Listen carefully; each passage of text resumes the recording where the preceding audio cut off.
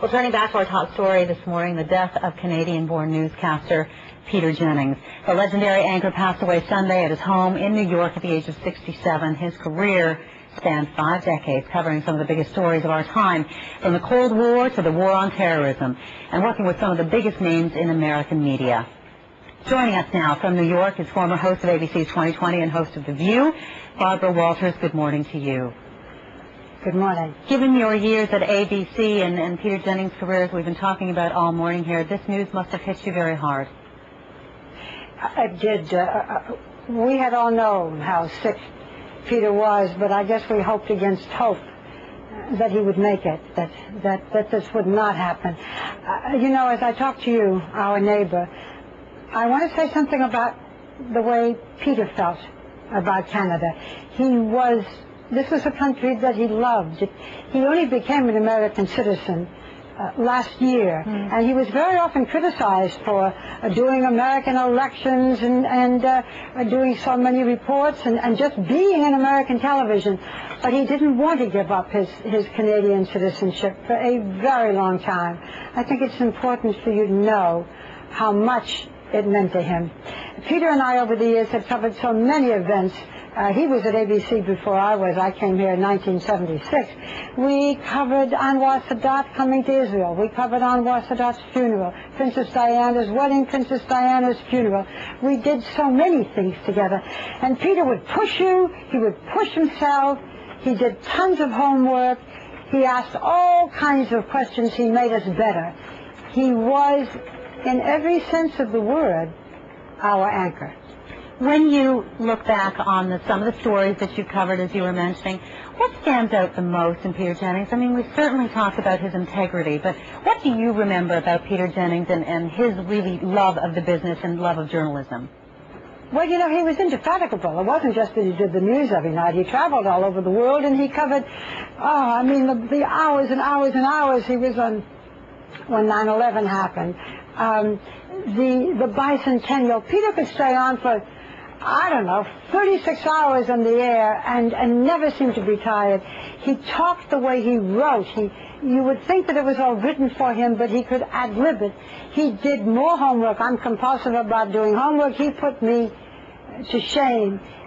His sensitivity, his intelligence, and he wanted more than anything for us to understand what was going on in the world. It was world news, he said. He didn't like the gossip part of it. He didn't like covering the murders and the sensational part of it. He wanted people to understand what was important and to understand as much as possible both sides of the story.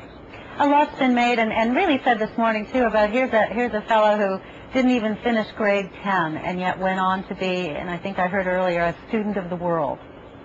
Well, I think there was always an insecurity that Peter had because he didn't finish high school. If there were 2 messages that he would want to give, and heaven knows I can't speak for him, one would be to tell kids to stay in school. The other would be to tell kids not to smoke. But this insecurity did stay with him, and I think that's what made him even more of a scholar. He couldn't read enough about a subject. He couldn't know enough about a subject. He took none of it for granted. And I think part of that came from his own feeling of loss at not having finished high school. You mentioned smoking. You know, there was a time many years ago where it seemed every newsroom was a thick cloud of blue smoke because everybody seemed to smoke in the business. Well, you know, Peter did stop. And then when 9/11 happened and he was on the air nonstop, he started again. I think, want to mention his wonderful family, his wife, Casey, who was a producer here at ABC, and his 2 children, his daughter, Elizabeth, who came back from Africa where she'd been working to be with her father when he was stricken, and his son, Christopher, who just graduated cum laude from college. And sadly, Peter could not be there for that graduation. They're a very close family. How do you think Peter Jennings would like to be remembered? Well, his wife issued a statement last night that when he died in peace and without pain, surrounded by his family, and he knew that he had a good life. Yes, he had a good life. He was also a journalist in every sense of the word. And when we say we will miss him, there will just not be another one like Peter. You know, that I can't even imagine what the ABC newsroom is going to be like without him. I imagine he's taught so much to so many. Well, we will continue to do the best work that we can because I guess because we're professionals, and nobody was more of a professional than Peter. But we will miss the drive. We will miss the way he pushed us. We will miss the humor. We will miss the wink.